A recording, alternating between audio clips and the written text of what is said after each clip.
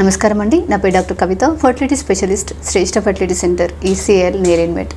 మనం ఇన్స్టాలో అండ్ యూట్యూబ్లో చాలామంది అడుగుతున్న క్వశ్చన్ ఏంటంటే అండి, ఐవీఎఫ్ కాస్ట్ ఎంత అవుతుంది అనేది. సో ఈ ఐవీఎఫ్ కాస్ట్ అనేది చాలా వాటిపైన డిపెండ్ అయి ఉంటుందండి. ఇప్పుడు సపోజ్ ఒక కపుల్ ట్రీట్మెంట్కి వచ్చారనుకోండి, ఇప్పుడు ఉమెన్ యొక్క ఏజ్ ఎంత అండ్ హైట్ ఎంత ఉన్నారు, వెయిట్ ఎంత ఉన్నారు, వారి బిఎంఐ ఎంత ఉంది, వాళ్ళ ఒవేరియన్ రిజర్వ్ ఎంత ఉంది అనే దానిపైన వారి యొక్క ఇంజెక్షన్స్ అనేవి డిపెండ్ అయి ఉంటాయండి. సో గొనాడోట్రోపిన్ ఇంజెక్షన్ డోసేజ్ అనేది పెరిగే కొద్దీ వారికి కాస్ట్ అనేది పెరగడానికి ఛాన్స్ ఉంటుంది. అండ్ కొద్దిమంది 8 days ఇంజెక్షన్స్కి రెస్పాండ్ అవుతూ ఉంటారు. ఎగ్స్ మెచ్యూర్ అవుతాయి అండ్ ఇమీడియట్గా వారికి 36 hours వారికి సర్జరీ చేస్తాం. కానీ కొద్దిమందికి 10 days నుంచి 14 days వరకు కూడా ఇంజెక్షన్స్ అనేది ఇవ్వాల్సిన అవసరం పడుతుంది. కాబట్టి మీకు డేస్ పెరిగే కొద్దీ, ఇంజెక్షన్స్ పెరిగే కొద్దీ కాస్ట్ అనేది చేంజ్ అవ్వడానికి ఛాన్స్ ఉంటుంది.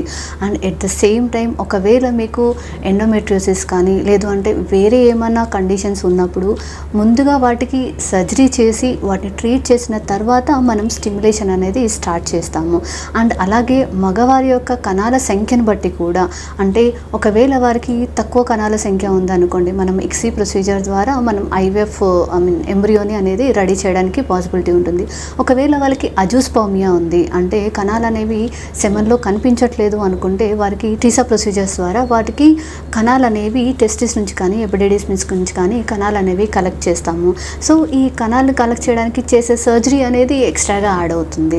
అండ్ కణాలు కలెక్ట్ చేసిన తర్వాత ఆడవారి యొక్క అండంతో కలిపి బేబీ అనేది తయారు చేయడం జరుగుతుంది.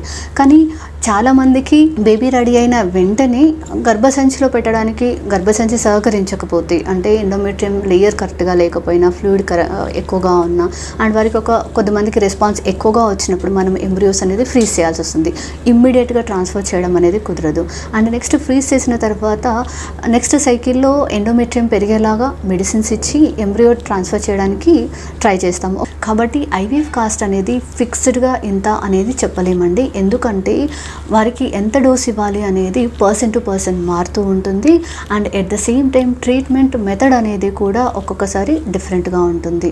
కాబట్టి మీరు ఒకవేళ పిల్లలు అవ్వట్లేదు and different treatments already try చేశాము అండ్ మగవారి కణాల సంఖ్య తక్కువగా ఉంది అండ్ ఆడవారు అన్ని రకాల ట్రీట్మెంట్స్ ట్రై చేశారు, మనం ఐవీఎఫ్కి వెళ్ళాలి అని అనుకుంటే ఆ రోజు ఎవాల్యుయేషన్ని బట్టి, అంటే మీకు ఎంత డోస్ పడుతుంది అండ్ మీ రెస్పాన్స్ ఎంతవరకు ఉండొచ్చు అనేది ఎక్స్పెక్టేషన్స్ ప్రకారంగా మీకు అప్రాక్సిమేట్గా ఆ అమౌంట్ అనేది చెప్పడం జరుగుతుంది. Thank you.